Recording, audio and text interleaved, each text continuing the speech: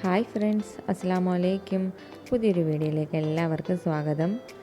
ഇന്ന് നമുക്കൊരു അടിപൊളി മുട്ടക്കറിയുടെ റെസിപ്പിയാണ്. മുളക് പൊടിയൊന്നും ചേർക്കാതെ പച്ചമുളക് ചേർത്ത് വെച്ച ഒരു അടിപൊളി മുട്ടക്കറി.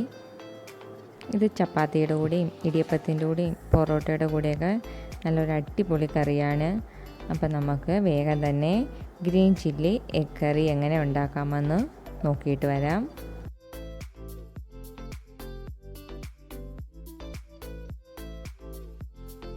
അതിനായിട്ട് ആദ്യം നമുക്ക് മുട്ട പുഴുങ്ങാൻ വയ്ക്കാം.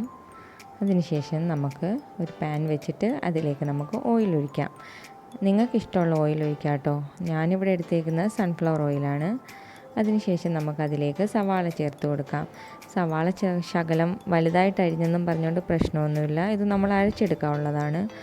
അത് നമുക്കൊന്ന് വരട്ടിയെടുക്കാം.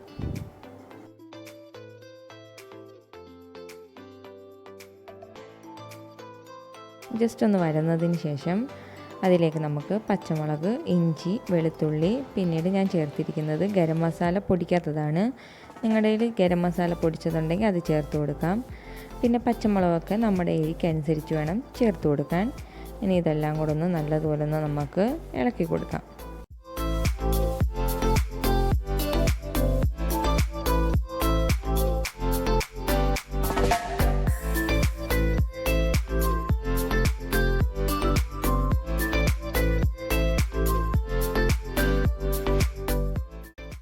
ഇനി നമുക്കതിലേക്ക് ഒരു 1/4 ടീസ്പൂൺ മഞ്ഞൾപ്പൊടി ചേർത്ത് കൊടുക്കാം.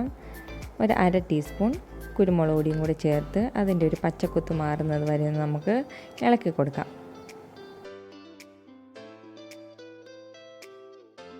ഇനി നമുക്കിതൊന്ന് സ്റ്റൗ ഓഫ് ചെയ്തതിന് ശേഷം ഒന്ന് തണുക്കാൻ വയ്ക്കാം. തണുത്തതിന് ശേഷം നമുക്ക് മിക്സിയുടെ ജാറിലേക്ക് ഇട്ട് ആവശ്യത്തിന് വെള്ളവും കൂടെ ഒഴിച്ച് നമുക്കിതൊന്ന് അരച്ചെടുക്കണം.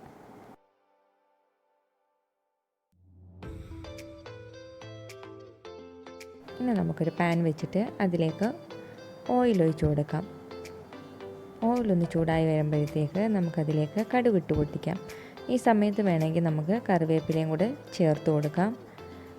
ഈ കടുക് ഒന്ന് പൊട്ടിക്കഴിയുമ്പോഴത്തേക്ക് നമുക്ക് അരച്ച് വെച്ചിരിക്കുന്ന അരപ്പും കൂടെ ചേർത്ത് കൊടുക്കാം.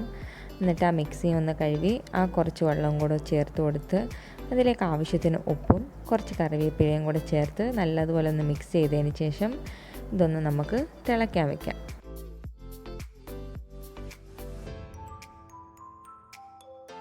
ഇപ്പോൾ ഇത് നല്ലതുപോലെ തിളച്ച് വന്നിട്ടുണ്ട്.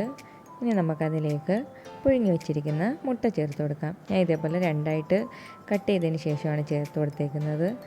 മുട്ട ചേർത്തതിന് ശേഷം ഇത് സ്പൂണിട്ട് ഇളക്കാതെ ഇതേപോലെ ഒന്ന് ചുറ്റിച്ച് കൊടുത്തിട്ട് ഒരു 2-3 മിനിറ്റും കൂടെ നമുക്ക് ഇതൊന്ന് തിളപ്പിക്കാം. പിന്നെ എരിയൊക്കെ കൂട്ടാത്ത കുട്ടികളുണ്ടെങ്കിൽ ഈ കറിയിലേക്ക് ഒരു 1/2 ടീസ്പൂൺ പഞ്ചസാരയും കൂടെ ചേർത്ത് കൊടുത്താൽ ഒരുപാട് എരിയൊന്നും തോന്നിക്കത്തില്ല. അങ്ങനെ നമ്മുടെ അടിപൊളി ഗ്രീൻ ചില്ലി എഗ് കറി ഇവിടെ റെഡി ആയിട്ടുണ്ട്.